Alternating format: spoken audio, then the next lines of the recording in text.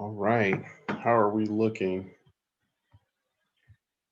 See here.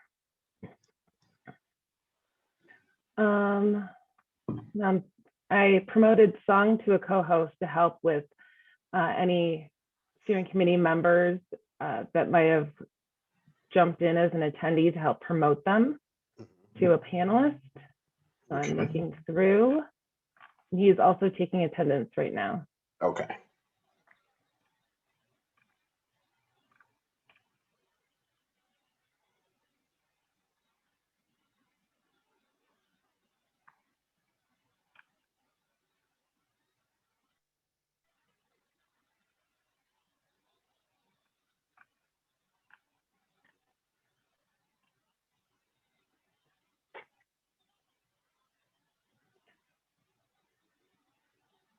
We're still missing a few people. Yeah, I see some folks coming in, so we'll just give it just another minute or two.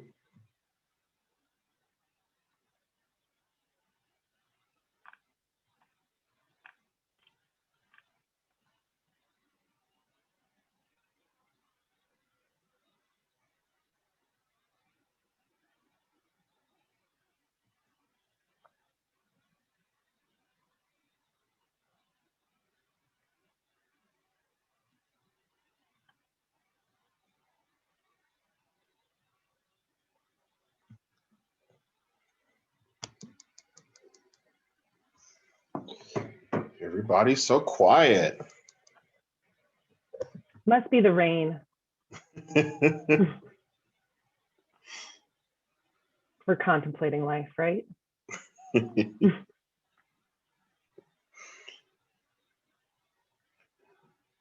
Okay.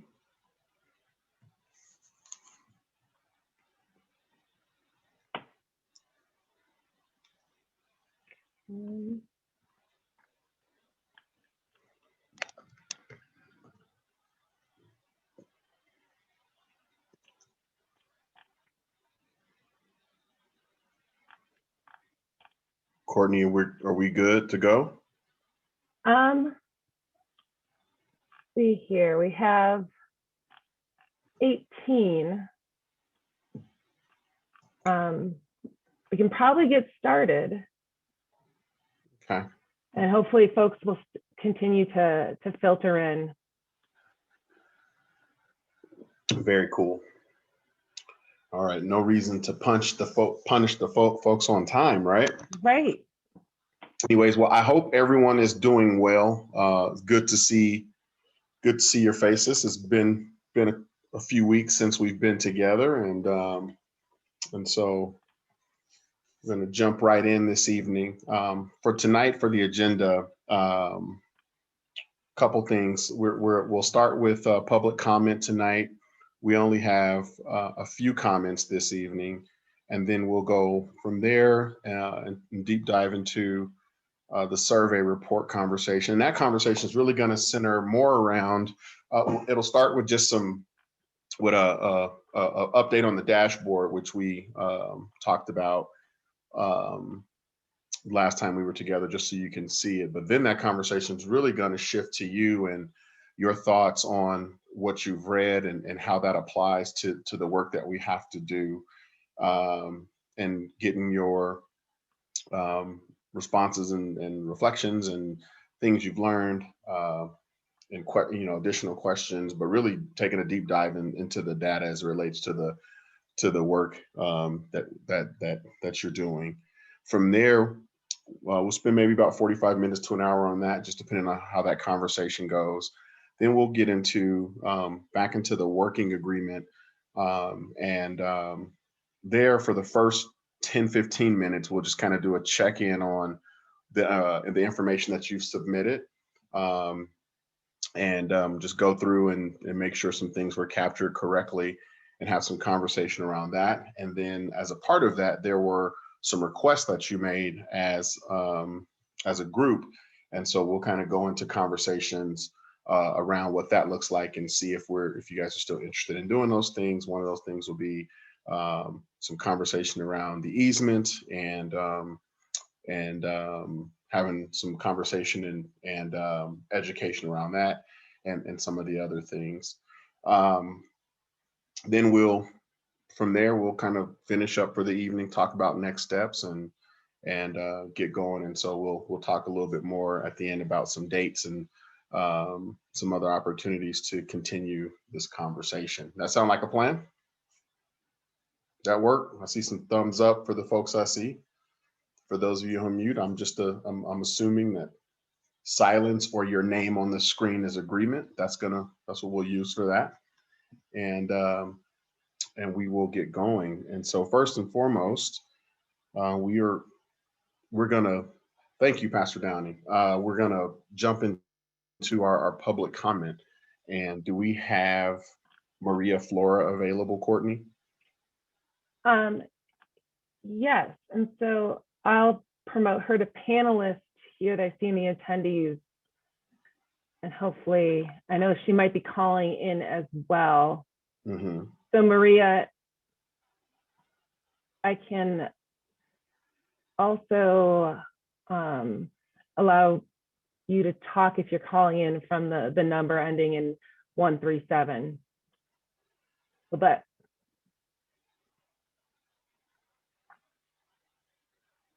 can you hear me and see me? Yes, we got you. Oh, good, good. I wanted to talk about the survey. The survey starts with an overriding assumption that development should occur.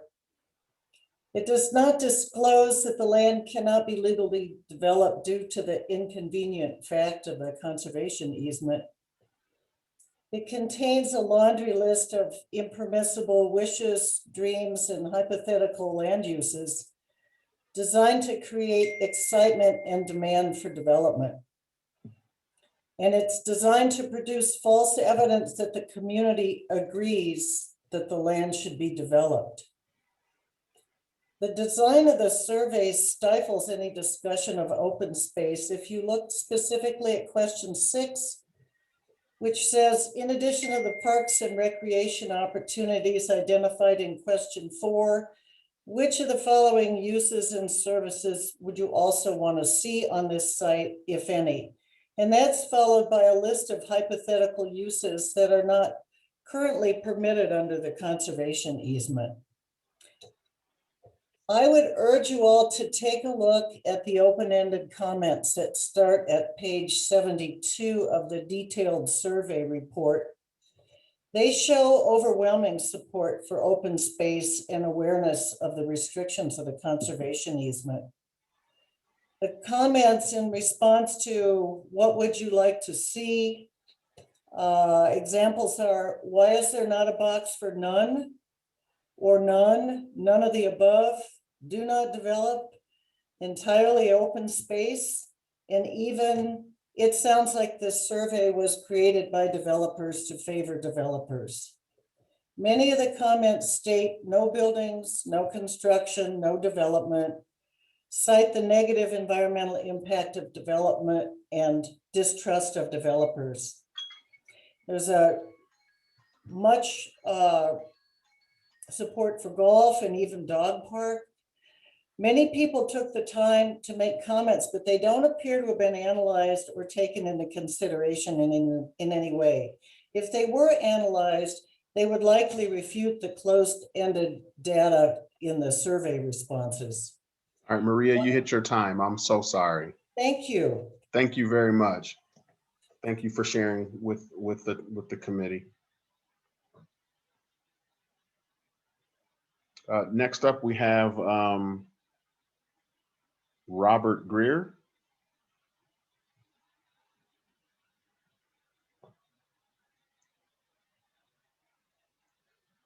Muted. Am I unmuted now? Yes, you are, sir. Okay, You have 2 minutes. The floor is yours. all right, thank you. So what I wanted to say, I think it's imperative that this space not remain a golf course. A golf course is the lowest value use of the land for us Denverites in terms of quality green space and not just invasive turf, as well as much needed housing, and also for reducing Denver's carbon footprint. But the conservation easement requires that the parcel remain a golf course until after the year 2100. That would be an ecological and human disaster, pushing development out into virgin prairie and foothills, and keeping Denver's per capita footprint above 20 tons per person because we're not getting desperately needed transit-friendly and walkability-friendly infill. I know that there are a lot of retired people participating in this forum, and there are very few young people who will actually have to deal with the climate impacts of keeping this space a 20th century golf course. But we got to do better. I also want to say, I understand that people want as much green space as possible, but there are competing interests here. There's a lot of studies showing that the value of green space is much higher when people are close to it instead of it, being farther away. This is the advantage of a park like Washington Park that's, long but narrow. You're never more than a couple 100 feet away from, like an apartment building or something like that. So people can actually access the park. Right now, this golf course is not being used at all, really. And if it's not developed with some housing either on it or around it, then there won't be enough people to use it, really. And it'll just be wasted urban space that will keep driving development out onto virgin prairie. I also want to say that market rate development is only indirectly associated with more affordability. It is true that there aren't enough homes being built in Denver to meet demand, but also housing markets are highly segmented by class and prices are sticky. So any development here should be required to Robert, I'm so sorry you've reached your time, sir. 50% actually affordable units. All right, thank you.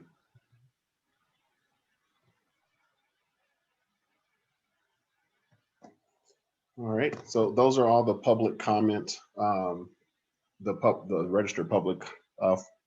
That's all we have for registered public comment this evening. Sorry about that, tongue tie. And we're going to now shift over to our survey conversation. And do we have the dashboard piece set up, ready to go, Courtney?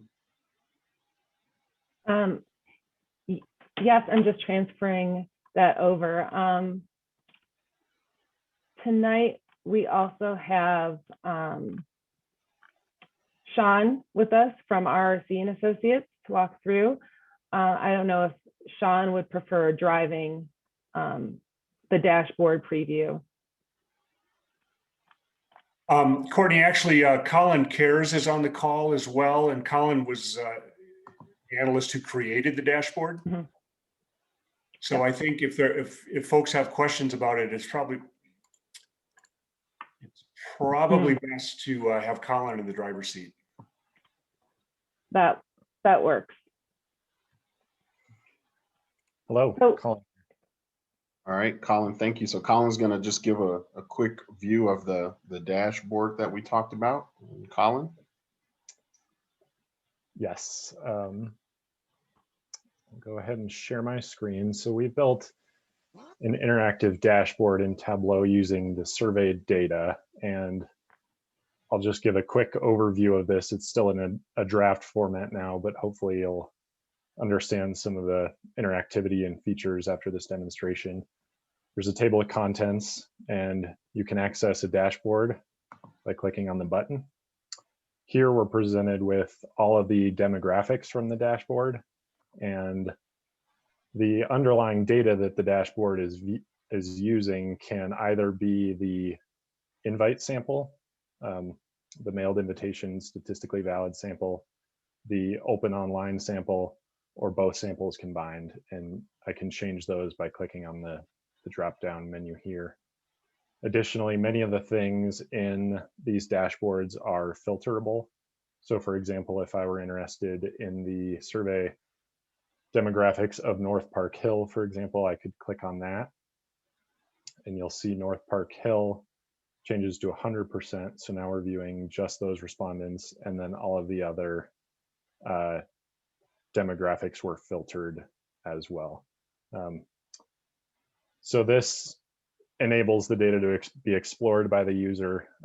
They can answer their own questions and and very simply, we can hand over access to data that we would not be able to do in a static format. By clicking on the next button, you'll go to the next dashboard, or you can click the home button to go back to the home screen. And each subsequent view in the dashboard presents a question and the results from that question. And those results can be broken down by a number of other variables in the survey. So for example, this is question 4. And if I wanted to review the results of this question by a respondent's age, I can select the age question here, and the view will change to show a breakdown of results by age category.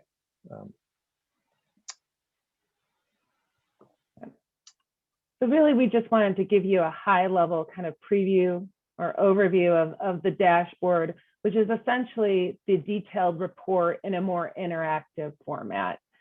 We anticipate that this will be able to be up on the website, the project or the process website relatively soon, hopefully before the holiday.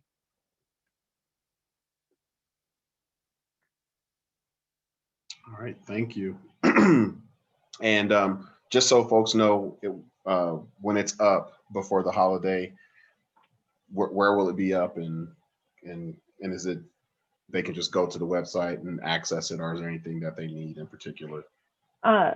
No, it's hopefully very plug and play, and you'll be able to go to the Park Hill Golf Course, the city's website, where we have everything located.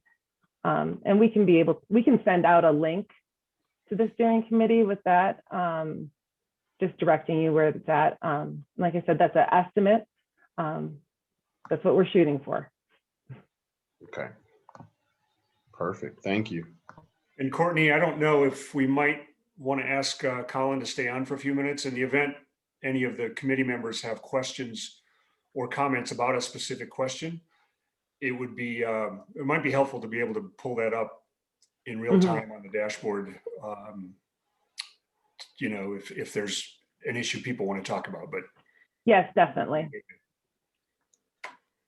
Awesome. Thank you for that. So speaking of that, want to jump into the conversation about the survey, and hopefully you guys have seen in the dashboard in terms of it being user friendly and some of those things, some of the suggestions that you made in terms of wanting to see how to use it and it being for you to be able to engage with it and stuff. Hopefully you're seeing some of that in the dashboard. But now I want to open it up to you. So you've had the PowerPoint presentation, you've had the full report, you read it over and over, you made notations on it, you dreamt about it. You know, this has been your whole life since the last time we were together. And now I want to open it up to just some general conversation. And I have some questions that I can help us, help drive the conversation. But first, I just want to open it up for general kind of thoughts about the survey and what it's done for your thinking about this process. Maybe something that you're thinking now or seeing now that you weren't thinking before. And so just want to open up and just go ahead and unmute and jump in. Hi, Dr. Ross. This is Sandy Robnett. I had my hand up. I didn't want to be rude. Okay. Just jump in. Thank you. Mm-hmm. Thank you kindly. Hey, so I just wanted to ask the gentleman who produced this survey, and I kind of want to echo what Maria Flores said. How much of the comments were taken into consideration when you came up with the results of the survey? And if these comments were not taken into consideration, then why were the options available to make comments?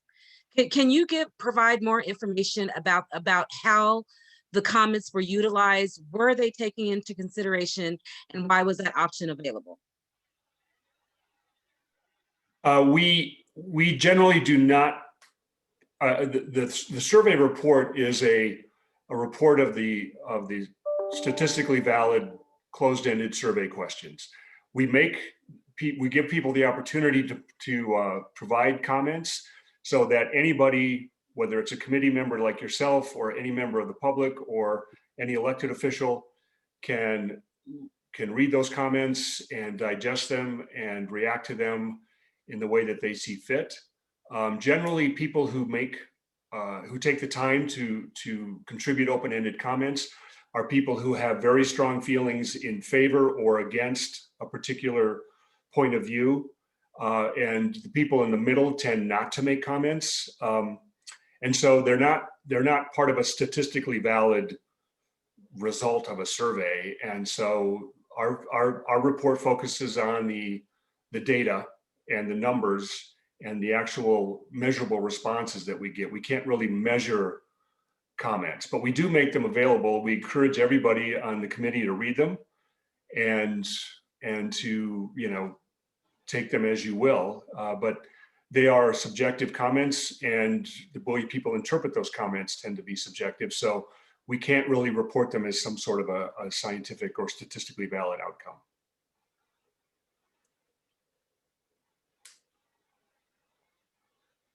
Thank you for now. One concern that I heard raised in the last meeting, and I asked for some additional information in the interim, was somebody said, none of my neighbors got it. I'm paraphrasing, but somebody said, I didn't get it. My neighbors didn't get it. How do I know my neighborhood was really covered? And so I did ask some of that information. I don't know if that's something anybody wants to share out, but the information I got was that the response rates by neighborhood were pretty high. And I thought that was very interesting information, and to know that Overlook at Park Hill had a 40% response rate, that Park Hill Village had a 20% response rate. Same with Northeast Park Hill and Clayton. North Park Hill had a 31% response rate, and Skyline 19%, and Elaria Swansea was 11%. So sort of Overlook at Park Hill and Elaria Swansea were kind of the outliers, but boy, it did sound like there were an awful lot of responses that did come through from all of the neighborhoods. And I thought that was kind of important given the concern that had been raised about whether some neighborhoods had not gotten responses out. I think that's an excellent point, Fred. It's one of concern to me. I'm specifically referencing slides 11 through 14 out of 236, which outline the different neighborhoods that were scheduled to receive mail surveys using the census census block, beg your pardon. And I just wanted to bring some validity to the concerns of the last meeting, and that I live within that block and I did not receive a mail survey.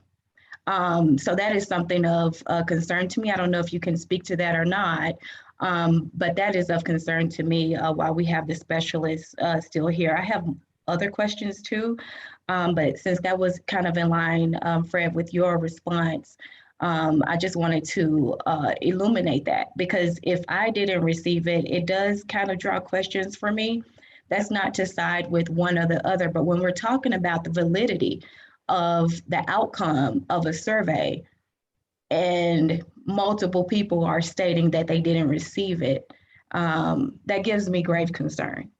And I'm just wondering if any of the two specialists that we have on the line can speak to that inconsistency. Thank you, Evelyn. And Colin, you can add to this if you want, but it's not possible for us a survey is designed to be a random sample of the population that is being surveyed. It is not really possible for us to mail or to get a survey to every single household within a geographic boundary. We are not the IRS, we're not the Census Bureau. We simply don't have the resources to get paper surveys to every single mailbox in every single neighborhood that's within the geographic boundaries. It is intended to be a random representative sample. And we wound up with, and I don't have the numbers in front of me at the moment, but I believe it was almost a 22% response rate of the 6,000 surveys that were mailed. And I would note that compared to surveys that we do across the country, 6,000 is a very large quantity of surveys to be mailed. We had over 1,300 responses. And there's really no doubt in my mind that this is a statistically valid representation of the views of the residents within the 0.8 miles of and the 1 mile radius around the Park Hill Golf Course. And I apologize if there was some sort of a misunderstanding or misconception at the outset of this process that we could get a survey to every single resident within those boundaries. But we used one of the most reputable mailing houses, mailing list survey providers in the country. And they gave us every file, every address that they had in their capability to do. And we did not hit every household. And I apologize if there was a misunderstanding that people thought that we were able to hit every single household, but really, to be honest with you, nobody outside of probably the IRS or the Census Bureau has the resources to do that. And I'm not sure that even they can get 100% of every single household. Thank you so much for the clarification. I certainly appreciate it. And I see that I'm being politely and checked in the chat. So I acknowledge that I just wasn't included in the random sampling of the area. So my apologies for interpreting the slide information incorrectly. Thank you for the clarification. Patty and then Sandy, I see your hands up. Yeah, sorry, I was with Evelyn. I was just wondering if you guys used like not addresses, but when you do mail, sometimes you use zip codes and you use even demographics. You can really have like a company sometimes have a specific demographics and zip codes that you can use. And I was just wondering if you guys did that, but I think maybe your company did or not. And I was just wondering if there was some misses there, but thanks for your description of what you guys did. But I know that you can specifically use in mailings, drop-ins, zip codes, demographics, age, even anything. Like, it's so crazy the amount of information is out there to choose. Oh, absolutely, Patty. It is a little bit frightening sometimes, the level of detail with which you can target mailings. But as I said, we did use a nationally reputable mailing list provider, and we didn't ask them to target anything other than the geographics. We asked them for every single household that they had within 0.8 miles of Park Hill Golf Course, and then a random sampling of that last 0.2 miles to get us to a 1 mile radius around the golf course. And again, if there was if people misconstrued our ability to get to every single household, I apologize for that, but we just don't have the resources to do that. We got to every household that there was a record available to get to. With the leverage that we have from the city and county of Denver and what I would assume is the assessor's office, do we not have that ability to get, I mean, I would say the IRS is correct on the federal side, but probably on the city side, we have a pretty decent access, GIS and others from the assessor's office. So how do we shore up either that different or diff, or do we, what's the answer for getting closer to understanding who was actually reached? Maybe it's publishing the addresses that Melissa's Data, I believe that's the name of the company, used, or allowing for the panelists to see that. What are your thoughts there? The assessor's office is certainly one source that Melissa Data uses to compile their list, but the assessor's office only tracks property owners. They do not track renters. Obviously, within these neighborhoods, there are a lot of renters, and we certainly would never want to use the assessor's data as the only source, or you would only be talking to property owners and the owner of the apartment building, as opposed to the 25 or 200 people who live within that apartment building. So you definitely don't want to use the assessor's list as your only source. In terms of whether, Colin, I don't know if there's any sort of a privacy issue with making the list available that we did. I would imagine that outside of listing the names, you could publish the addresses that were used, that would then allow someone like Evelyn, who lives in an area to just know what other residences around her were involved if it was not including her. Yes, and we actually, I think it was for Fred. Correct me if I'm wrong, Fred. We did answer. No, well, maybe it was David Martin. We did answer those questions for a couple of people who wanted to know. They provided specific addresses and said, did this address get a survey? And we were able to clarify in a couple of cases that yes, they did, and in a couple of cases, no, it appears that these addresses did not get a survey. But I think we could probably provide a list of the addresses. Colin, do you know any reason why we couldn't? I can share this. I'm not aware of a reason why not. Okay. We would take the names off of those addresses though. There was a request early in the process to see, somebody wanted to know exactly what households in District 8 versus District 9 responded to the survey. And we are not able to tell you exactly who responded to, or what households responded to a survey. That does cross a line in terms of protecting people's privacy. Thank you. Sandy? Thank you, Dr. Ross. So first a comment, qualitative data, and I make this point, especially since so much of this visioning process surrounds equity. So, qualitative data is extremely important to communities of color. And so by not including comments is not very culturally responsive.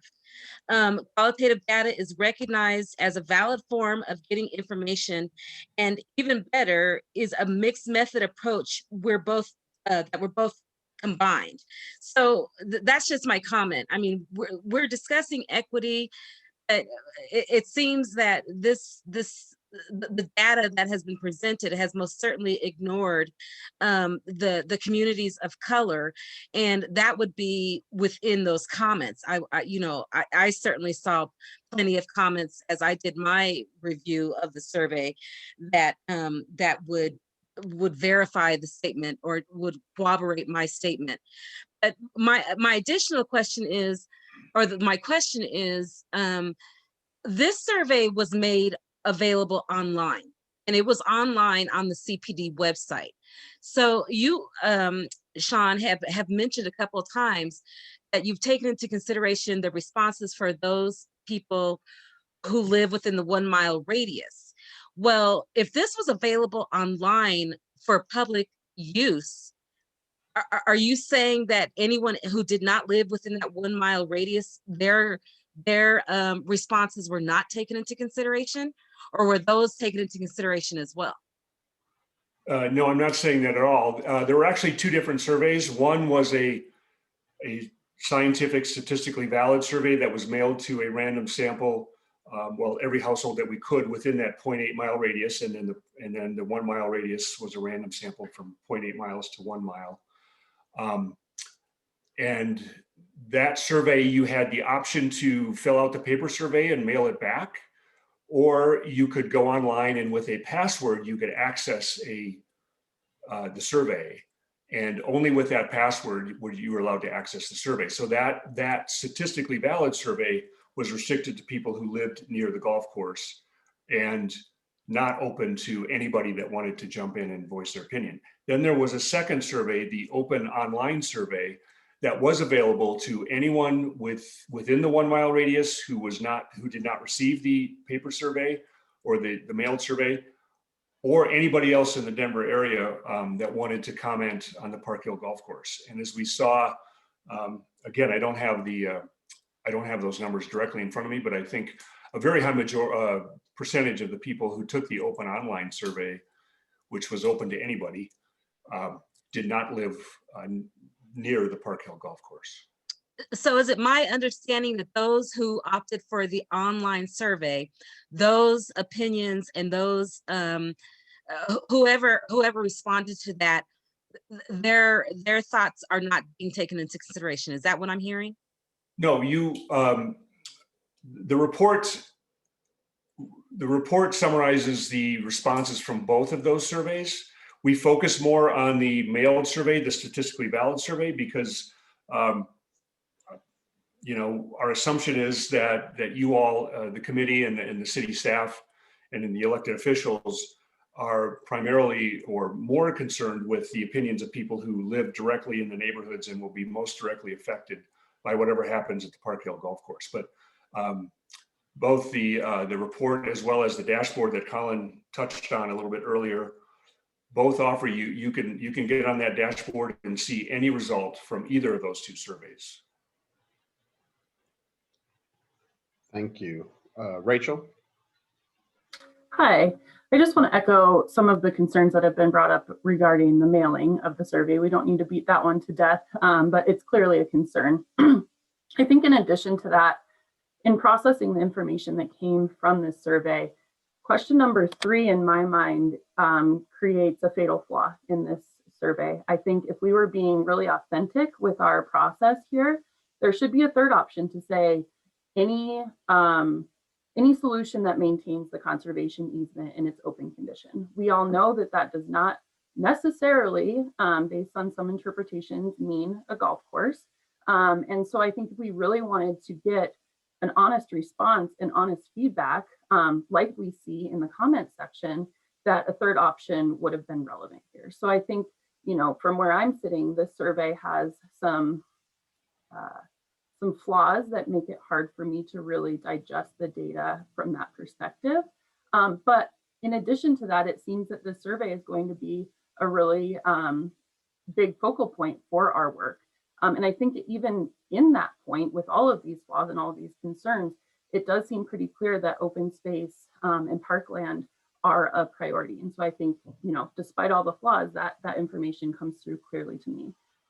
So that's my takeaway from the survey, and I appreciate your time.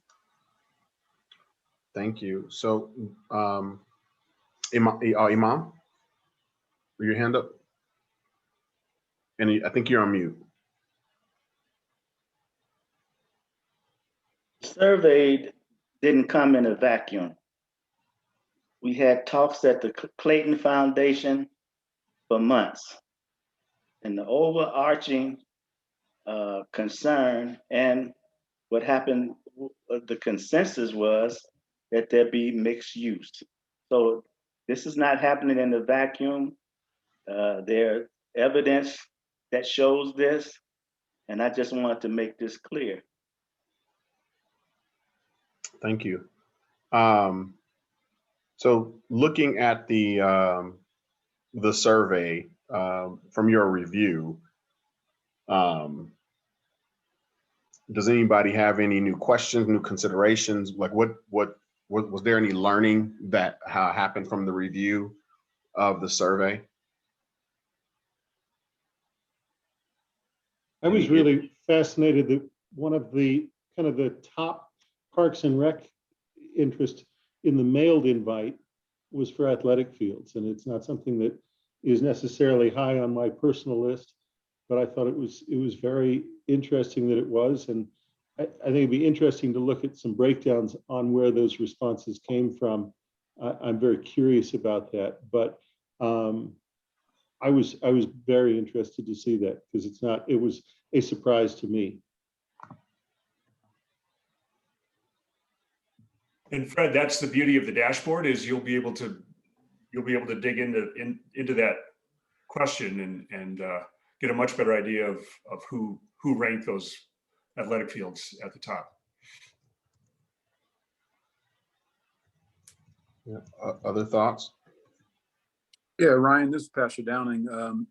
I took interest in the information around uses and service opportunities, services opportunities, and that a large majority of folks talked about in the mailed invite, as well as the open online invite, the grocery stores, minority-owned local businesses, as well as sit-down restaurants and small locally owned businesses, I guess speaks to or echoes the sentiment shared in our congregation at New Hope when we had an open forum about it there a few months back. And so I thought that, to me, those responses were interesting and seemingly reflective of comments that I've gotten from members at New Hope, and particularly those who are Park Hill residents at one time or even still now. So that was encouraging for me anyway.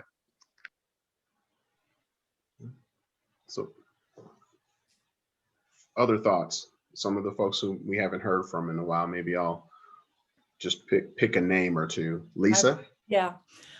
What I noticed between the survey and between the work that James Roy did was, as we probably all remember, there was a really, really low representation level of the Latinx population in James Roy's community work. And that was acknowledged in his report.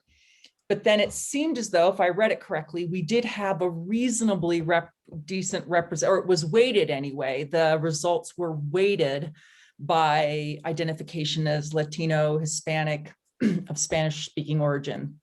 So I don't know that it would be possible, but I do think we have to consider what we see among the Hispanic, Spanish-speaking population in the survey. That I think we just have to really look at that, because it was missing, largely missing from the other piece of community work that was done.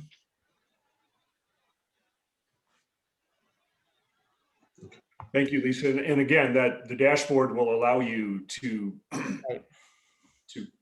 slice and dice this data pretty much any way you'd like to do it. Right. Jermaine?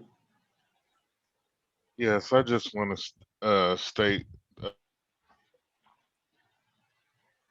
go back to the fact that as far as the survey is concerned, by me living 2 blocks from the golf course, I was one of the ones that didn't receive the survey as well. And it seems to me that there's more voices that are being,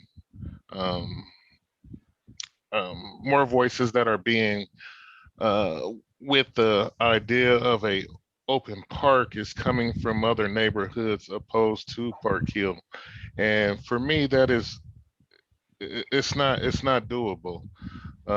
Once again, I'm on the side of building, and I feel like we could meet everybody's opinion or what they want out of that open space. We could meet that. Back and forth over the same thing week after week, I feel like we could sit down and come to some agreement on how we could operate this space where everybody could be happy. Open space is an open desert, and it's been that way for years. And I'm just trying to see, when can we move forward with this instead of just keep bumping heads over the same topics over and over. It's obvious that we need this. For people who's been in that neighborhood for over 40 years, they understand. I don't understand why everybody in the other outside of Park Hill have that in their neighborhood, but we can't get it in ours. I just feel like it's something deeper than this conversation we having right now. That's it. Thank you. Fred? Yeah, I just wanted to follow up on what was just said about the uses and services opportunities. I mean, there's some interesting stuff there and some interesting ideas when we talk about creating space for minority-owned local businesses and small locally owned businesses. And one of the questions in my mind that strikes me as an opportunity for us to learn about going forward, and same thing with the grocery store, is how some of that might look in practice. I mean, as a commercial landlord, I know that, if you're a straight commercial landlord, you build space and you put it out with a broker, and you're left to see who comes there. And so I think it'd be interesting to perhaps talk to some of the nonprofits who are involved in Denver with supporting particularly minority-owned small businesses about what that could look like, just to help us understand, is there a way to be more intentional in a project like this if that were something that was decided to be a priority for the committee? I think it'd be very interesting to hear from somebody who's a grocery store expert. I mean, we know that there's been huge issues getting grocery stores into a lot of neighborhoods for a long time.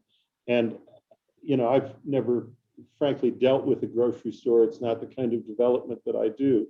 And so I'd very much be interested in hearing from an expert who can help us understand how those decisions are made, how those decisions are influenced, Are they influenced at all by the city? And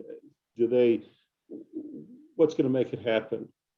So coming out of this and reading this, it seems to me it presents a lot of opportunities for further learning for us. Thank you. Patty. Yeah, so what it was interesting about the survey, and I was kind of happy about it, was that a lot of like the higher percentages of responses were from ages 30 to 39, 40 to 49. And I think it's probably because a lot of those people, like including myself, that I live in this neighborhood, we have young kids and we're thinking more of their future, and we want them to grow up here in a wonderful place that we chose to live in. And maybe like the older generation has been here for 40 years or plus, are like thinking differently, and they have a different picture of their neighborhood, of what it was and what it is, the present and the future. And I know change is hard, but I think that for some of us, like, that have a 6-year-old and this and that, and I'm thinking of not just like elementary, but middle school and high school, and the opportunities will be for her. I think that that's where it comes to like Fred was saying, the sports, like we don't have like soccer fields here. I don't have a pool to take her to learn how to swim. I have to go to Central Park because we don't have it here, or I had to pay for special classes. We don't have the opportunities for our kids to, in the next 10 years, to develop in those things. And I was encouraged by seeing so many people in my age group respond to that, because I think that's important to me and that's important to us and our kids. So maybe that's Fred, where that comes from. Like, we don't have like basketball things to try. I mean, I think the only thing we have is like Hawita, like all that place. So I think that's probably where it comes from. So I was encouraged by that, because I think that's the present and the future in a way, but we also have to understand the history and respect it in a way. So, which I think is hard. So that was just my opinion. Thank you. Andre. I actually took the time to read the comments. There were a lot of them, but I took the time to read them. I think they were actually very fascinating, mainly around the fact that, Fred is right. There's a big need on grocery stores. I'm lucky and blessed that I live at 28th and Hudson. I can walk to supermarkets on Quebec and in Mayfair for 2 others. But if I lived on 38th and Colorado Boulevard, that's definitely not the case. And so, obviously that need was high. As if we remove the statistical counting and sort of go back to what Sean said, that, the comments can shape sort of the discussion for things that are specific to individuals. I think you see that at the end of the day, there is some need for development. How that's actually pieced out and what the urban planning looks like for that is a much longer conversation, or a conversation that's dealt with people that are not me, that have an understanding of how roads work and bike lanes and where positioning should be for doors and a variety of things that are very interesting for making sure it's equitable. But when you look at all of the comments, it's beyond preponderance. I mean, the large majority of the comments are around some level of development in mixed use, and whether it's athletic facilities, dog parks, the ability to just have people be around and move around was just high. And so I just wanted to comment that, moving away from the statistical counts, that you did see that in a lot of the comments. Okay, thank you. Shanta. Hi, I was just trying to unmute. So I think it would be important to, explore and kind of get some information on what is coming with regards to development across the street surrounding the light rail station, because I do know that there is pending development in that area. And we don't know what's coming there. So I think it's important to think about that before we decide to tear up this last parcel of large green space. Also, I noticed the other day driving through the Central Park area that they have an outdoor pool over there. I did not know that. And when I saw that, I instantly got upset, because I don't know why my neighborhood can't have that. you know? So that's something that I would like to see in that area.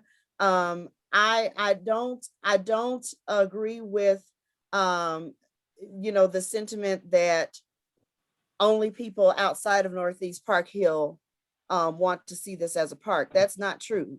I live within mere blocks of the golf course, and I do not want to see that land developed. And I've lived here all my life, 44 years. And I know plenty of people who share my sentiments that look like me. So to assume that is false.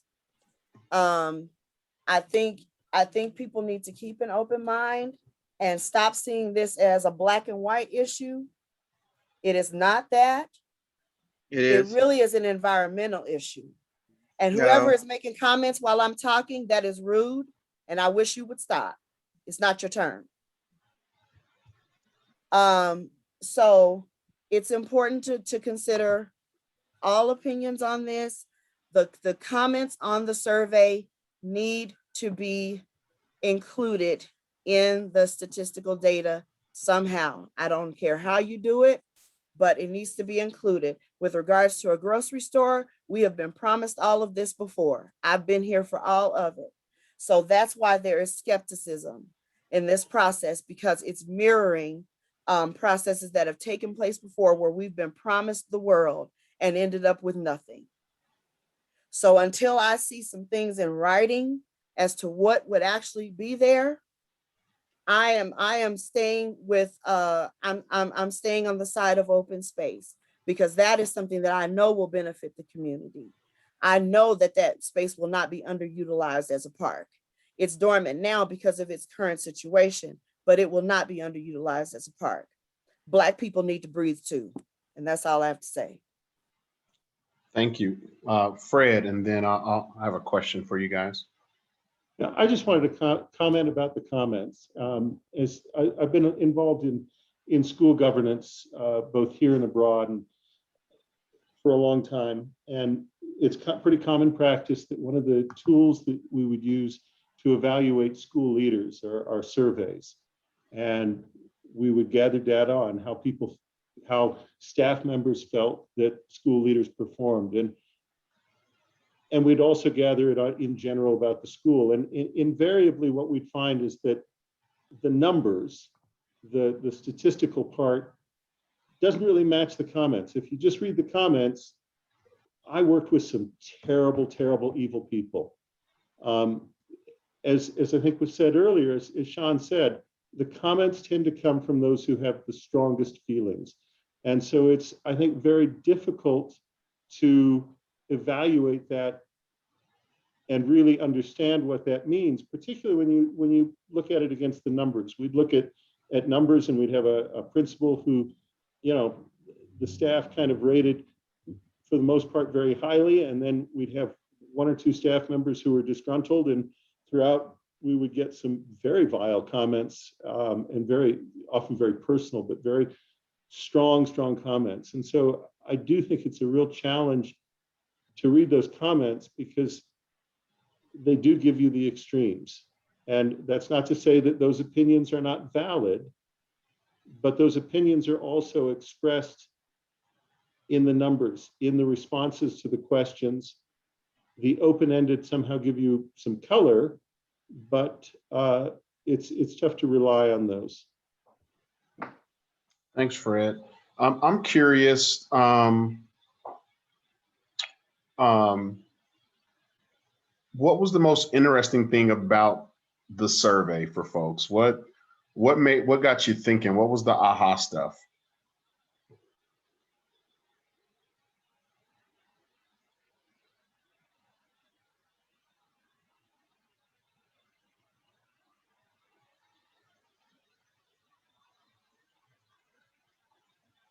Shanta?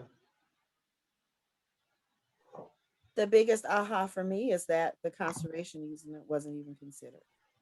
Okay. That was it for me.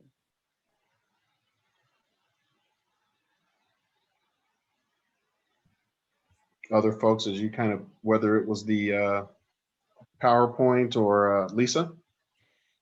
Yeah, I think what was interesting to me is to see how what people wanted did shift based on whether they live close to the area, away from the area, whether I think the dashboard will be really important to us, but I think it's going to be a really hard thing for, as Patty said, among certain age groups, it varied within age groups versus people who are older or younger. And I think that puts a pretty big weight on our shoulders and of anyone helping to make some decisions on this, because it really does, like, who do you listen to the most in some ways? It does shift based on various demographics. And I think that we're kind of hearing a little bit of that here, where people are saying, this is what we think, or this is what I think, or this is what the people around me think. And I think that's why we really need to look at that dashboard and then really have some clarity about, what are we planning for? And are we planning for the next 20 years? Are we planning for right now? Or, I mean, I do think that that's an important conversation to have. Yeah, and I'd just like to offer from a research perspective, you know, all data is important. And so just looking at some of the comments in the chat, you know, you definitely have all of the data, and I would absorb it all. Look at the qualitative data, look at the quantitative data, let it inform you, let it help feed questions for you. And so I just think it's all important. And what I think is not necessarily important in this conversation is I'm just facilitating it. But, you know, every piece of information or research that you have access to, I would suggest taking advantage of it, because it only helps shape your thinking or provide some insight that maybe supports something that you know, or maybe provides a new point for you to think about. And so, and then also the data is definitely reliable. I seen that question that was asked if it wasn't reliable. The data is reliable, and so everything that you have, definitely take the opportunity to absorb it, think about it, ask questions about it, use it as we're doing this work. We're going Jerry, David, and then Rachel. Jerry. I want to dive deeper into the dashboard, so I want more time with that. But one of the things that's still really sticking with me, I'm really concerned as we have talked about community voice, and we have raised so many questions, whether, you know, what list was used, how it got to people, whether or not how we use comments and stuff. But when you're really talking about this process as a community, we should be using all, including the comments and stuff. And I'm just concerned we're kind of jumping all around on what to use and what not to use, versus saying we were supposed to use the voice of the community. So if that includes their comments, you know, then we should find some way to make sure we're inclusive of it. I really don't think we ever responded to the question in regards to the lack of reaching out to the Hispanic community. You know, we just seem to be missing and talking about them, but not saying how we might resolve them and stuff. And I think as we all bring our voices to the table, the hardest thing with community work is that you really are supposed to be representing community, which makes it sometimes difficult to put your personal views to the side. You know, I've been a Parkville resident all my life, but I'm not looking at it for me or who's around me, but I'm looking at the community as a whole. So I think, you know, I'm not comfortable with how the survey came about, and nor am I comfortable with the way it went out. Thank you. David. Thanks, Dr. Ross. I'm going to circle back to a little bit, because you said what was an aha moment. And I'm assuming you meant aha in terms of aha, not like in laughter or something, but you know, we keep pointing to the concept that the survey data is valid. And I'm not going to circle back to the fact that I didn't get a survey in my community. I'm not basing it on that. But there is a glaring omission from the Hispanic community, the Spanish speaking community, a lot of which is concentrated in the Elyria and Swansea area. And with those missing voices in that area, coupled with the fact that the 40th and Colorado station, that the TLD around that area is truly being gobbled up by someone, some entity, some group of entity to be able to develop that land, they didn't have a voice whatsoever, nearly whatsoever, in even trying to express their concern about the development they know is coming around them, not only just from the Rhino direction, but from the eastern, the eastern direction from the TLD. And you're essentially taking away their voice and saying, yeah, we do need a park over there. Where are we going to put it? We've got hundreds, if not thousands, if not 10,000 people moving into the Elyria and Swansea area on the border. Where are they going to go for their park? Are they going to get a pocket park in their development? I don't know, but they were left out. And if there's anything to me that's an aha, that's an aha. So where is Candace Baca going to be able to represent her people her folks, her constituents who did not get to have that voice? And I don't see any effort at all by CPD or the survey companies trying to make amends for that. The community navigators, when's that going to happen? I mean, it's not right, not at all. So back to mute I go. Thanks for listening. Thank you. And just a note on the community navigators.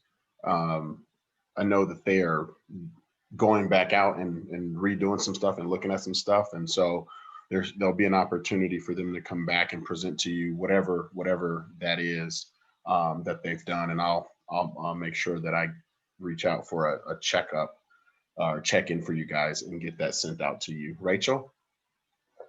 Yeah, I wanted to share my aha. I think it comes on slide 53, pointing out that 4 of the top 5 land use allocations do suggest that people want open space and park space, recreational space. I think another aha that we've kind of danced around but haven't specifically said is that the survey was not mailed out to our closest neighbors in Spanish. So there was an extra layer for Spanish-speaking neighbors in order to complete the survey. So just adding some context to that as well. Okay, thank you. Imam? Yes, in terms of park space, you have a park that's being built on I-70, okay?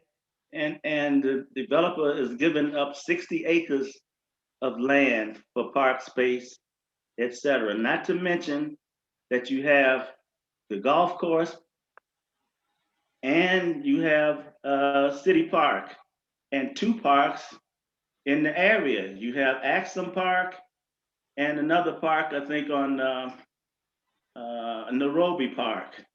So what's this about park space? People need a roof over their heads, okay? So let's not get it twisted.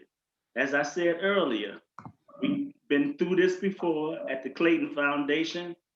Overwhelmingly, people said they wanted mixed use. We know we're in a food desert. There's no grocery stores. So that has to be addressed along with the other things, mixed use, that we talked about. Thank you. Patty? Yes, I was just gonna go with 60 acres of including open space. Are those 60 acres, I just wanted to be clear, are those included with what the city did with the, what is it called? The water detention. Yes, water detention, because if it is, it shouldn't, because I've run over there and all of that, and it's trash all the time after rain. And a kid should not be playing around it because it's just like sewer water. So I was just wondering if that part is included in the 60 acres or if it's not. And if it is, what is the city gonna do to fix the problem that it smells bad, there's bugs? I wouldn't let my 6-year-old play there. So I'm just, what is that included in that 60 acres? Or should we exclude that, and how many acres is that? Okay, so I'm gonna get that. I'm gonna pull that question offline and get that answer for you, and follow back up with that, unless there's somebody who knows the exact answer right now, and you can answer that but we'll go to Fred first. But if not, we'll get that question addressed and sent to you. Fred? Yeah, I'm sorry, I just want to highlight, and this is probably for our next section of the agenda, but I really do think it's inappropriate that when somebody is speaking to the group, that in the chat, people question their motives or throw out, as somebody did, you just want to cash in. I think that's really disrespectful. And I think if we're going to participate in this process, we have to be respectful of each other. If we're going to simply question each other's motives and not respect one another, then I think we all should just go home now. I just think it's inappropriate. And I really don't want to be part of a group that slings accusations at one another when people try to express an opinion. I Thanks. second that, Fred.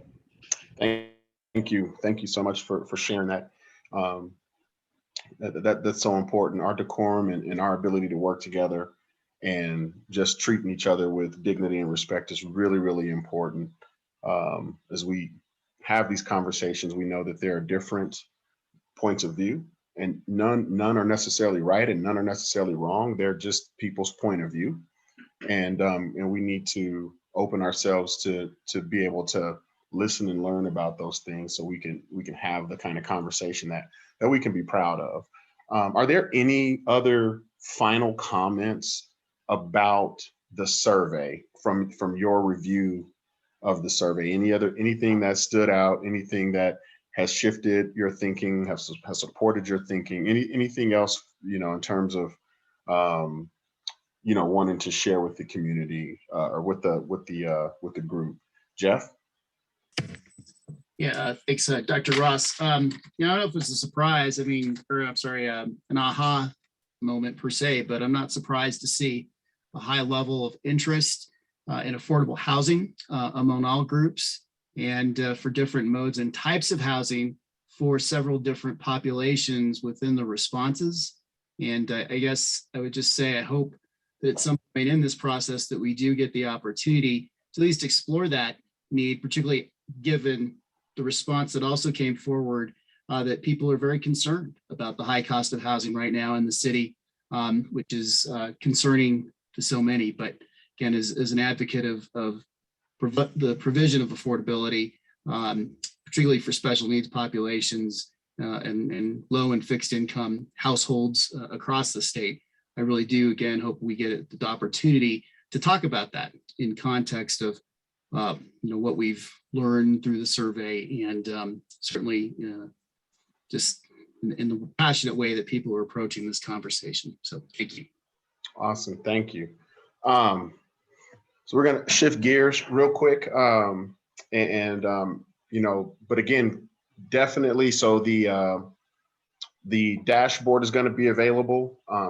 I would definitely encourage you to get into that dashboard, play with the information, play with the data there, share the information, have conversations with your community, the folks that whether it's yourself or organizations that you represent. I would definitely take time to look at that. I would also definitely take time to go through and read those comments.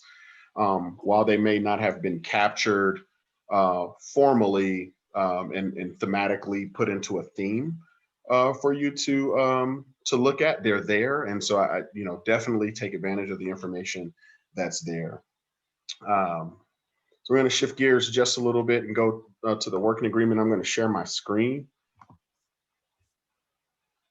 At least I'm going to try to.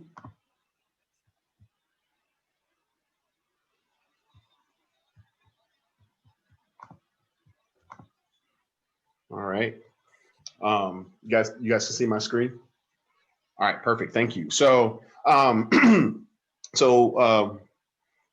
this first slide is just kind of a reminder of the first slide that I shared. But what we're really going to do is take some time and go through and talk about what it is that we did with the Miro, exercise. So I'm going to kind of go through first and just kind of go over some general things that we pulled out and some themes, and then we're going to get into some additional conversation around some of it. And so one of, you know, what we did is we took all of the comments and pulled out the things that stood out the most, where there were, you know, 3 or more references to a particular thing and to each question. And then with our ask, we pulled out, just one second, let me get my change in my screen so I can see hands. Sandy? Thank you, Dr. Ross. And, you know, and I certainly don't mean to interrupt this. I just have a question about this working agreement, and more importantly, how much longer we will be doing this visioning process. And the reason I ask is because there was an article on June 3rd by Westword. And in the article, it specifically states that the visioning process will be done and recommendations will take place in August.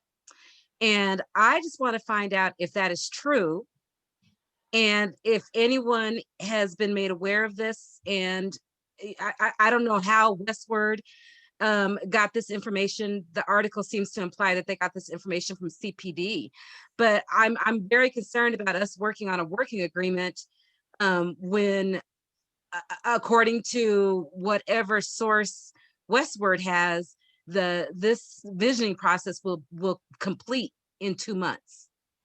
Yeah.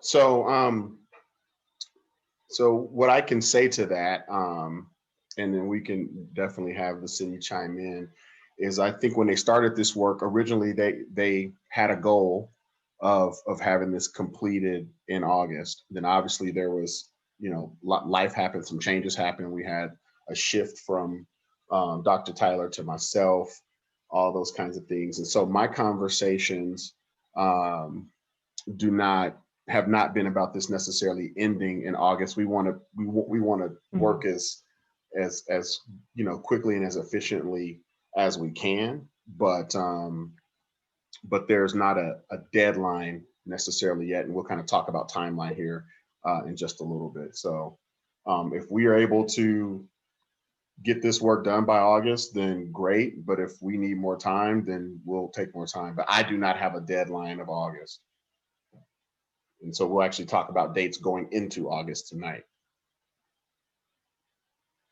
Does that answer your question? Yeah, if we're going to discuss it later, I apologize for bringing it up now. No, that's fine. No big deal. Thank you for raising the question. So we, you know, so looking at that, there were some acts that came from this group. And so one of the first things was just kind of review and clarity of what we're doing, what the task is. Another thing that came up was shared communication space. So somewhere, you know, where people can find things easily, connect in between meetings.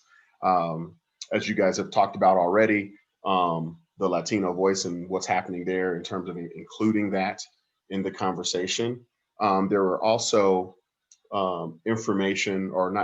are also a desire to want to have some additional conversations about other things with third-party folks who are not necessarily with CPD, the city, that kind of thing, objective folks. And so the things that stood out were the conservation easement, food deserts, open space, environmental and public health, green gentrification, affordable housing. There was several mentions to the eligibility for affordable housing with the 40th and Colorado development there. Obviously, another piece was the actual conversation and how we're going to move that forward. And so we're going to have some small group conversations, you know, opportunity to hear from each person who has something to say, and some space for some uninterrupted conversation so we can move this work forward. So those were the things that really came loud and clear in our time together in terms of what this group wanted. In terms of what folks needed to really dig in and do the work, in terms of feeling safe and heard and respected. I don't think that there's anything here that surprises anyone, but, you know, honesty, you know, creating a space where we can listen making sure that everybody has an equal opportunity to express their thoughts and opinions, wanting the opportunity to hear from everyone, being able to connect with respect and dignity, being able to disagree with grace, transparency from everyone involved, hearing different points of view, focusing on the task and not individual people, and then again, hearing from outside experts. And so those were the major things that came up. Wanted to just take a couple minutes there and is there anything glaringly missing for anyone on here in terms of just some general operating needs around communication?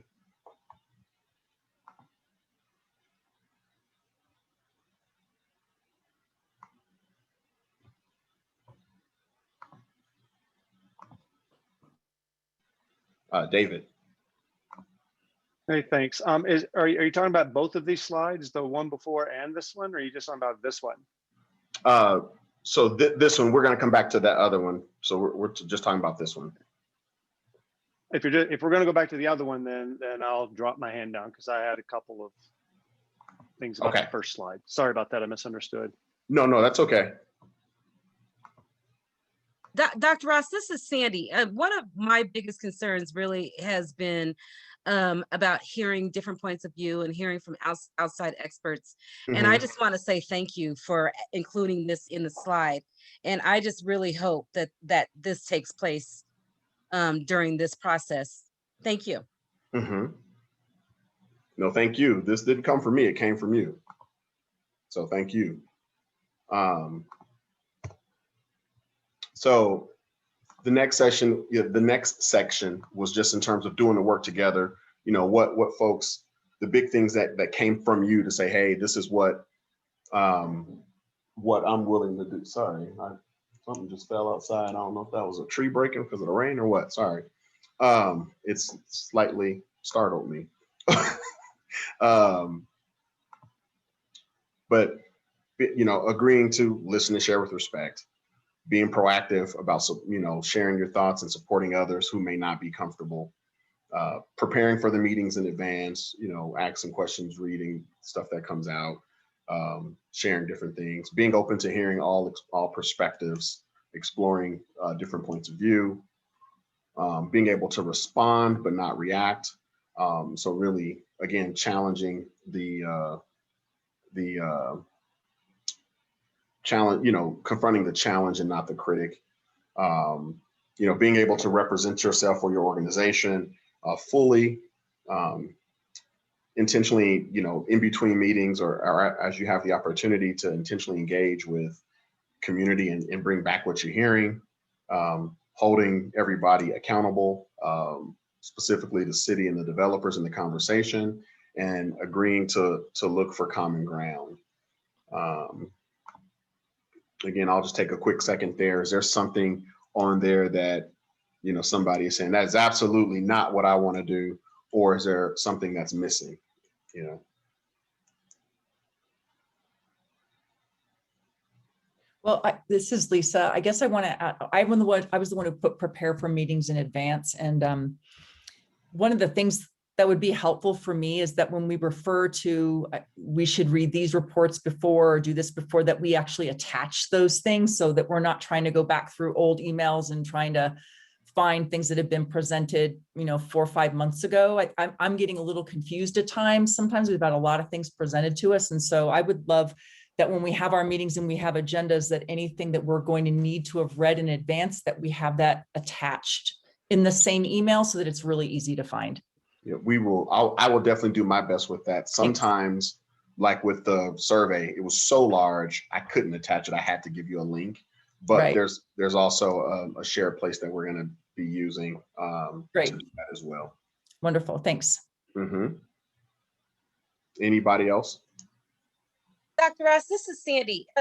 Sorry for all my comments this evening. No, you're good. So, you know, one of the things that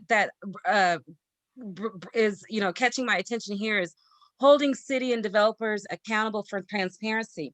And I know we have mentioned this in the past, and one of the biggest concerns that I have been receiving from my constituents or the people that I represent is the inability for the attendees to be able to make comments. And I kind of think that that speaks to the city not being accountable for transparency. They're not allowing the people that we truly represent to make the necessary comments that they feel that they want heard during these meetings. So I really think that we need to reconsider allowing comments from our attendees and from outsiders. I mean, I see that our attendance is going down considerably, and I have a feeling that that is because attendees may not feel that their voices are being heard. So Yeah. thank you. Thank you. And Sandy, what I'll tell you there, and if we weren't in COVID and we were doing this as a working group, because this isn't like a city council meeting, we would be in a room somewhere, we'd be working together, we'd be able to do a better job of breaking out into small groups and some of those things. And so the format is really about being able to have this group of folks who's been selected through the process to be selected to come in and engage in this conversation and to really be connecting with community in between these meetings and getting that information and bringing it back. The chat function does become kind of hard to manage the meeting and keep us focused and not take us away in a different direction. So that's tough. I get that, and I hear what you're saying there, and I appreciate you sharing that. And then also definitely encourage folks to take advantage of the public comment time. While it's not ideal, it's the format that we have. And then also the open house forums, when it's really about hearing from community and engaging, definitely have them take advantage to participate there as well. So I appreciate you saying that. Let's see, make sure I didn't see another hand. All right. David? Do you have I'm your just hand? going to, yeah, I did. I just took it down just in that moment after I unmuted. I'm just going to kind of segue off what Sandy just said. I mean, I understand what you're saying, Dr. Ross, in terms of the distraction it may cause from the attendees' perspective, in terms of the chat that may be going on. But by the same token, I think we're missing a very golden opportunity for these folks who are attendees sitting behind the scenes just listening. They have no opportunity whatsoever to even post a question or to even interject on something that was said, or to offer textual clues of support or disagreement. Okay. And I think you're just, whoever's made this decision to just summarily dismiss all of that ability, we're losing out on the opportunity it presents and the technology that's providing that opportunity for those folks to have a little bit of a broader voice. Those people are probably people who live nearby, not people who live down in Highlands Ranch or Parker or up in Thornton or Westminster. It just does not make sense to me that they're being silenced. So I've said what I need to say. Perfect. Thank you. No, that's good feedback. Sometimes you make a decision and it works or it doesn't work, but being able to have the conversation and work through it is really important. Evelyn? I just wanted to respectfully and publicly disagree with my colleagues on this point about having an open chat. I see, Lisa, your comment, which I agree with, as well as Fred's. I had some challenges, and I'm a pretty good multitasker. I had some challenges in the last few meetings with trying to keep up with what was going on and said in the chat based on what was presented. And I don't know about the rest of my colleagues, the 20-something of us that are here and charged with the duty, but the truth of the matter is that we have been meeting for months now, and I haven't felt like we have really gotten to the action part of what we were tasked to do. And I'm not discrediting public comment at all, or the constituents for which we all represent. But at the end of the day, we were all tasked with a duty. And with months in now, I know that there were some unforeseen, unfortunate circumstances, but in months in now, I'm ready to be about the work. I'm ready to be about the action. And if there are going to be multiple distractions with some valid comments, yes, in the chat, but then some conversations that quite frankly, I feel should be taken to a more private setting, we are not going to ever get to what we have been tasked to do as a committee, especially given the deadlines that I'm hearing mentioned. And so for me, respectfully, I do love you guys, but I disagree with your comment about opening up freely like that. It's just too distracting. Thank you. Patty? I definitely agree with Evelyn and Lisa and Fred. I think, well, it was definitely that a couple of minutes ago was very intense, and I think it was definitely open an eye, and I just think we were in a good path, and it was just like really, I don't know, it definitely was hard for me to even talk, and I'm usually not that person. I usually talk my mind, but I feel like that took up voices away, because I think, and I do want the public to know that we, from what I know from you guys already in the past couple of months, we are trying to do our best to listen. And I think people are being heard, because there's obviously news comments and everything. I mean, we are all hearing you. I think we just don't have, we want to also talk about it, solutions, not just complaints. And I think, yeah, I agree with Evelyn. I think, Melissa, it's very distracting, and it was also very stressful, in my opinion, for me. Thank you. Thank you for sharing. Again, this is helpful, to hear from everybody, and so continue to share your thoughts. Thank you, everybody, for sharing. Any other? Did I move too far ahead? Any other comments here on just doing our part piece? Is there something that somebody feels strongly that's missing? We have a hand somewhere. Just 1 second. Imam? Yeah, I want to know if we are tracking attendance, because maybe that missing spots can be open for persons who will attend. Okay, thank you. I think that comment was more so geared about the number of community participants tuning in to view, but duly noted. Thank you. All right.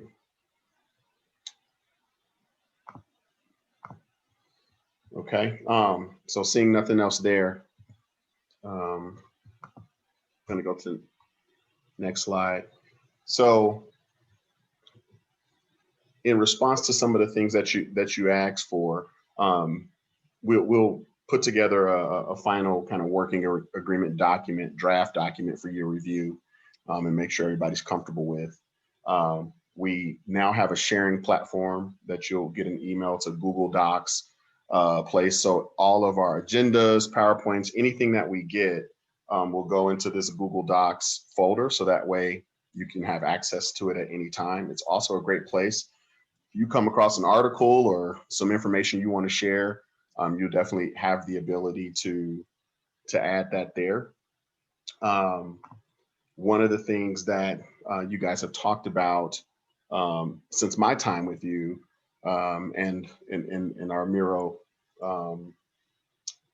work last meeting was being able to learn more about the conservation easement, feeling like that conversation was that topic was missing as a part of the conversation. And so what I want to do is just take a few minutes and open that back up for conversation to see if you guys are still interested in having that conversation, because if so, what we'd like to do is look at having that conversation at our next, in July 27th.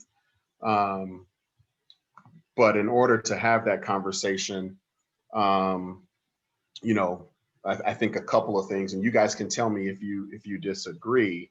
You know, we need to have objective third-party folks come in and talk about, you know, what an easement is, how they work, that kind of thing. Somebody not selected by the city, you know, maybe somebody selected by a smaller subset of this group, or we can take recommendations.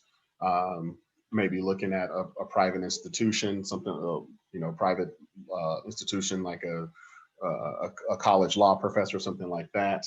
And then, you know, just to ensure that you can have a really good, robust conversation. I see the hands, I'm going to come to you in just a second. Making sure that, you know, we get somebody who's not actively involved in a lawsuit, so that way they can speak freely and you can ask questions, and not be in a situation where you ask a question and say, oh, well, I can't talk about that because of this or that. And again, I just kind of mentioned that the speakers not be selected by the city, so that way everybody's comfortable. Good, how are you? And it's We're just out here, we're speaking to all the homeowners today about the it's excess. somebody, can you go on mute for me? You know, then we're able to have that conversation, you know, an objective third-party kind of conversation. Are there thoughts on that? And I see Sandy, your hand is up. Wow, I am talking a lot tonight, aren't I? Sorry. Hey, Dr. Ross, I can't thank you enough for the comments that you just made. A serious concern that me and the people that I represent was during the first open house meeting, there was a lot of discussion about the conservation easement. It all came from the perspective of the city. There was no outside or other voice, and it took up a lot of time from the first open house from people to be able to actually express their opinions.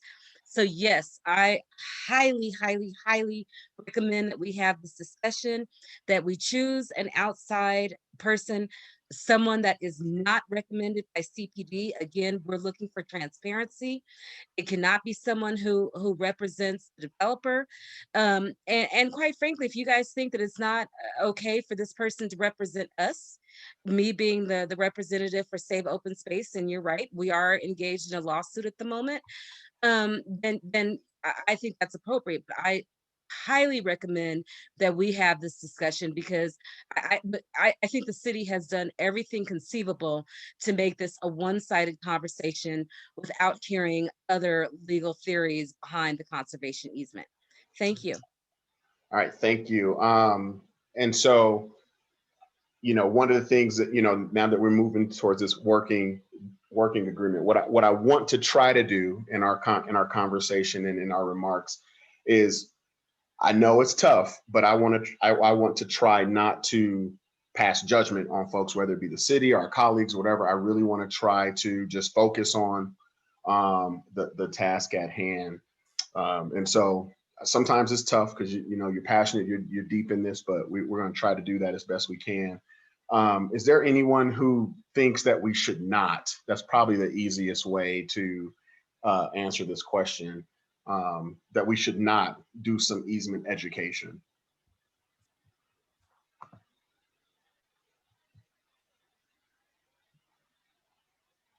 Okay.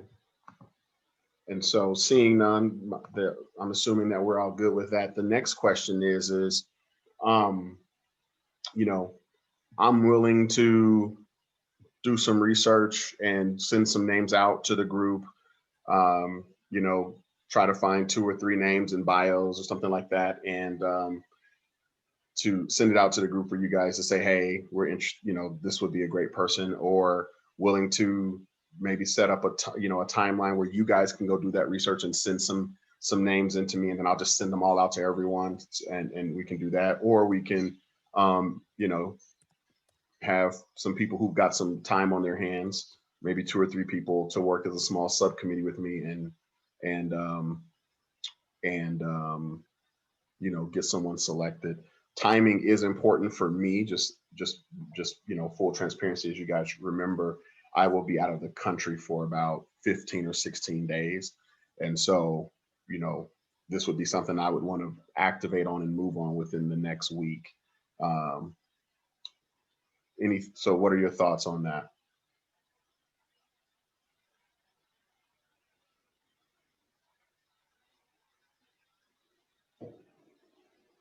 Well, I'll speak if no one else is, I'm sorry if I don't see, oh, I'm sorry, other people have their hands. That's fine. Yeah, sorry, if your hands are up, I'm sharing my screen too, so I couldn't see the raised hands, no problem.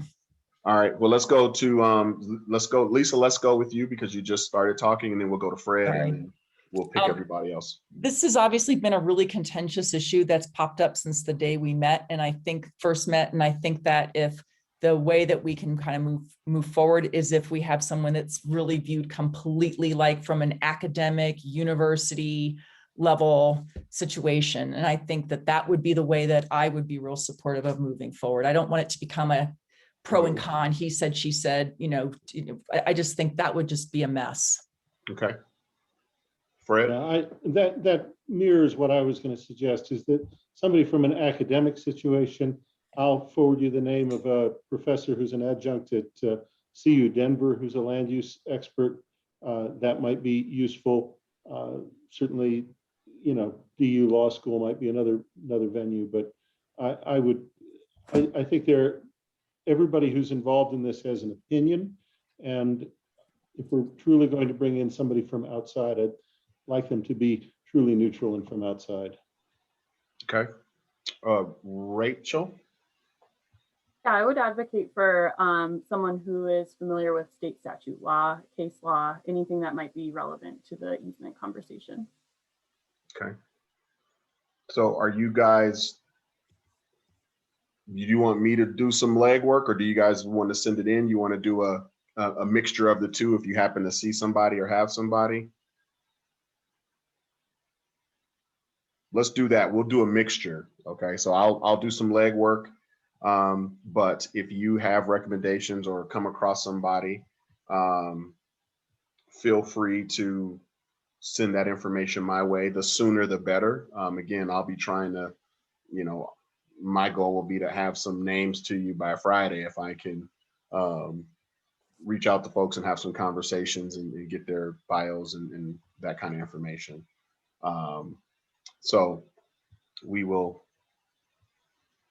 look at doing that.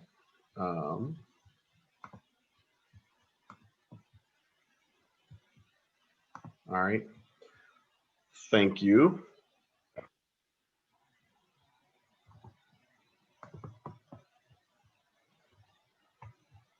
Looks like I went ahead a slide again. So then the next thing was there was some other topics that you guys brought up. Open space, gentrification, food deserts, supermarket stuff. So there was definitely a desire for more education. I don't know that we will have the time to find speakers for all of these things, but I wanted to just kind of talk to you about how you like to receive information. What are some alternative ways that will work for you to get some education on some of this stuff if we can indeed get to speakers? Is it, would you be willing to read articles, or, but here's a YouTube video on this particular topic, or some of those things agreeable that we can put into the Google Docs and just send out notification as those things come, because that way you guys can share that kind of information as well. And then obviously if we can make space and time for speakers, we'll try to do that as well. But just wanted to hear a little bit from you on, how you like to receive information.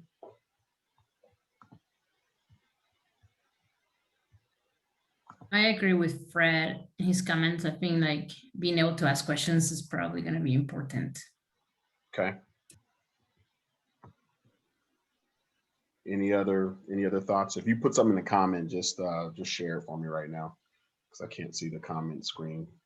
Yeah, I posted that I'm happy to do some advanced reading, but I'd really like speakers so that we can ask specific relevant questions. I mean, this is about a specific place, and I'd like to be able to ask those experts who might come in questions that are very specific to this place, this situation. Okay. So what I'll do with the topics that I have, I'll send out some information to you to kind of get a feel for priority or what's most important or what's most interesting, and try to rank that, and work on trying to create some space for some of that. And if we can get the speakers, we will. If for some reason I can't, and it is just information, I will definitely make it my responsibility to get you that information and then find answers to your questions. If it's having somebody respond to them or connect you to folks, or, maybe setting up, a smaller informational, educational session if it's just something a couple people are interested in. Yeah. And Dr. Ross, I would note that, some of this and some of the suggestion for this came from the work that was done by Clayton before in their earlier process. And Okay. so there might be some relevant names in there. For example, I believe that they had a real estate person who was a grocery store expert. And because that's so important to pretty much, every community that's responded, I think that'd be a really key one in my mind. And there's probably not that many different people who are experts in leasing grocery stores. Okay, thank you. Anybody else, any other thoughts on that? Dr. Ross, I'll just echo that being able to ask questions of the experts would be really helpful. Okay, and was that Reverend Downing? Yes, sir. Okay, thank you. All right, so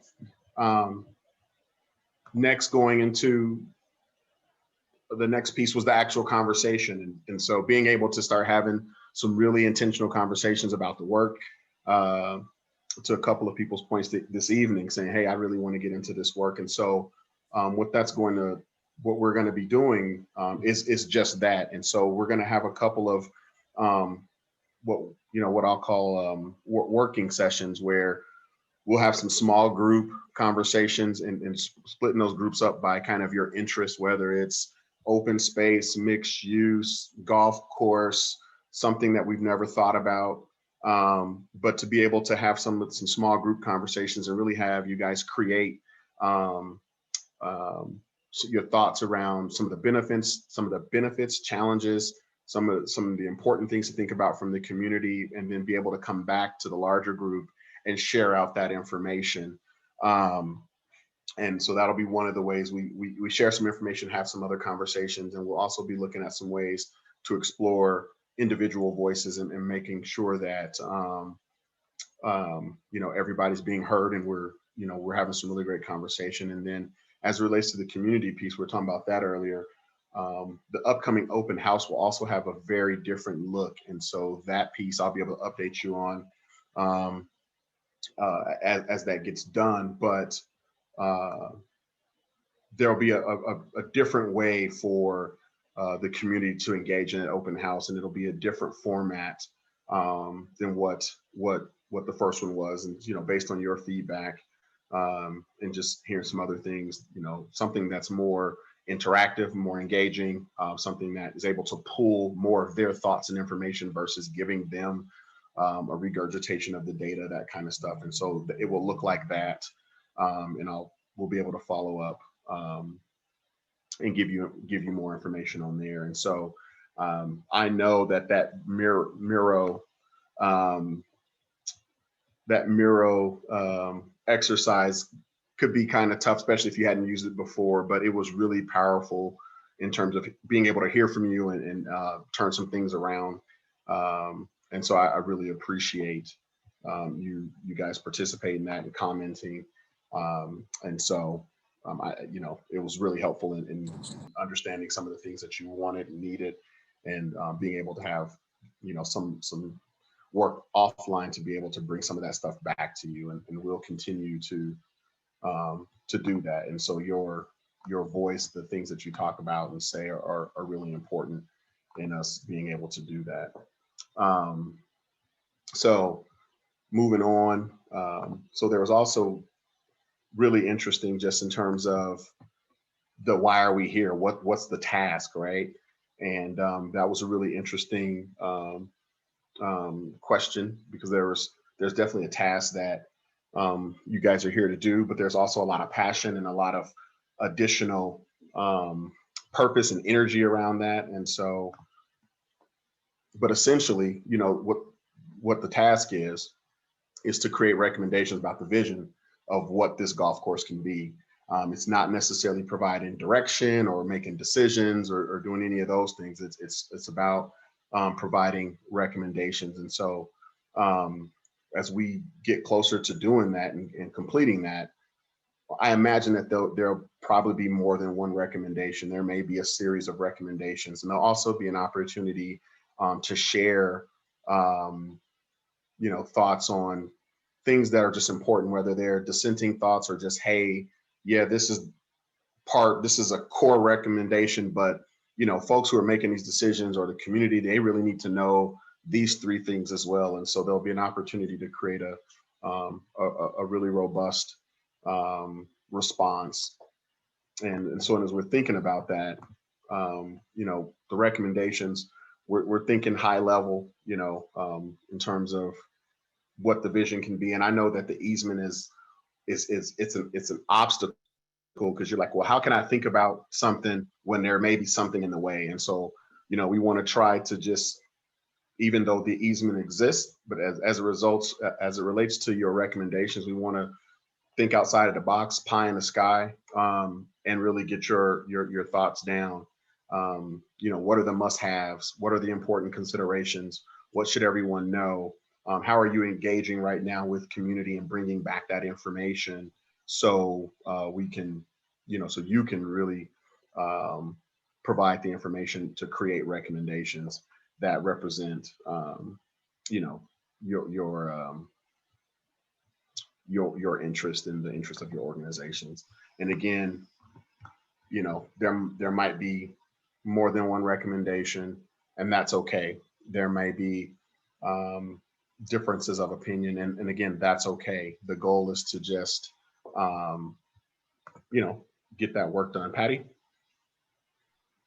Dr. Ross, is there a way, I mean, I'm not a developer and I'm not sure, I don't think a lot of my colleagues here are developers, but is there a way that we might have like a vision of what the city of the developer has and maybe options to see what would be best for it?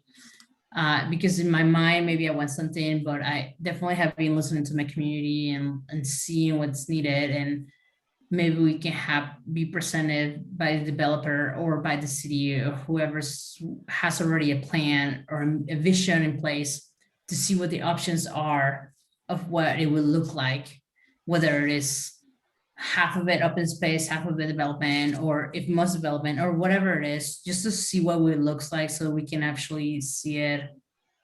Like I'm very good with like pictures and, you know, and things like that, just to see.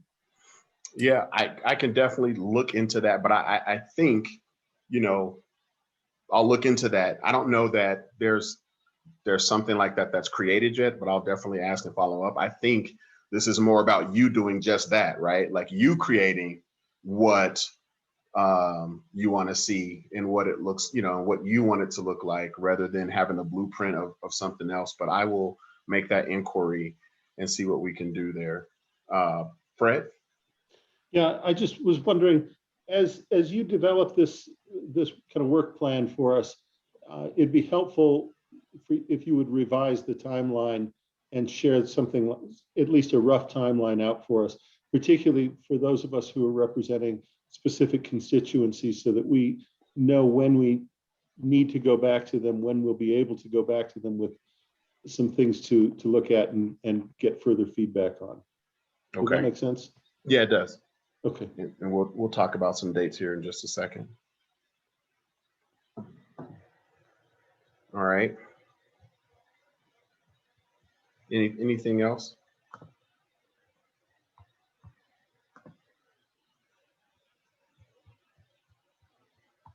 Okay. Oh, 1 second here.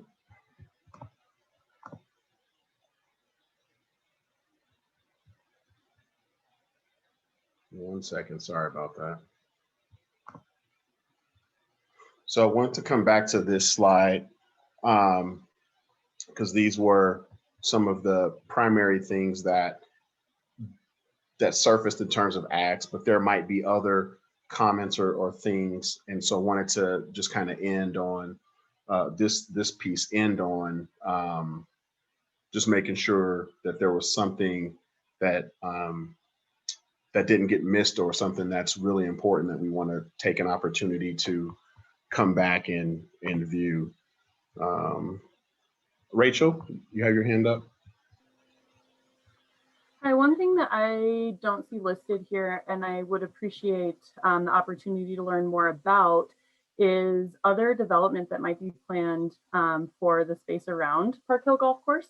I think I share a concern that we're talking about getting rid of green space when there's potentially a lot of other affordable housing being developed within the proximity of the golf course, including at 38th and Holly by Del West. And I'm assuming that there's more. So I think having an expert or some information around other planned development that surrounds the golf course would be an additional topic that I would like to hear more about. Okay, thank you. David, you had your hand up earlier in relation to this slide. I want to come back to you. Yeah, I did. One thing that I had brought up earlier on in the conversation, and maybe it was just felt that it might not be needed to discuss more, is in conjunction with the concept of a food desert. I think Park Hill, from a broad, not really broad, but from a general perspective, Park Hill isn't necessarily impacted, in my opinion, as a food desert. True, not. There's a lot of people in Park Hill who can't walk to a grocery store. I get it. But even if you put a grocery store on the land, you're still going to have a lot of people who can't walk to that grocery store. I think a broader problem that goes in conjunction with food desert is food insecurity. So I really would, if there's a topic that we could discuss, is maybe not, I mean, if we could get someone to talk to us about the food insecurity issues as it relates to food desert, you know, how do they overlap? How do they go hand in hand? Do they go hand in hand? Are they completely separate topics? You know, we're talking about different, they are different things, but I think they're both impactful in the discussion of, is there truly a grocery store needed? If you've got 50% of the population who are suffering through food insecurity, is a grocery store really going to help them? So it's just, my mind goes along that path. And in addition to that, one thing that we've also been talking about quite a lot is the potential of the surrounding area development. You know, you've got Del West, who's now going to be developing down on Holly, and I don't remember the street number. They're adding, I think it was something like 250 units in that area down the street on Holly. I don't know the exact number. And again, we've made mention of the land that's around the Colorado and 40th station. You know, I think it would be interesting to know about the development plans that I think clearly are in play in some way. No one would be gobbling up all that land around the Colorado station unless they had a desire to develop it in some way, as well as the development potential. If they're gobbling up warehouses on in the Colorado and 40th area, to me that signals that they could gobble up some warehouses that are east of us. So it just keeps circling back to, if we're truly going to take this land away, that's the Park Hill Golf Course, are we forgetting about all the development that could suddenly crop up around us, which just basically exacerbates the issue of the lack of open space in Denver and the significantly decreased availability of open space in Denver. So that's it for me. Okay, thank you. Drew. Thank you, Dr. Ross. I would like to follow up on what David said. For additional topics, I think you need to separate out food deserts, and I'm not sure if I totally like the way this is phrased, open space, environmental, and public health. But there's a whole thing here that I don't think is being considered, and it is something that in Elyria, Swansea, we are very, very worried about.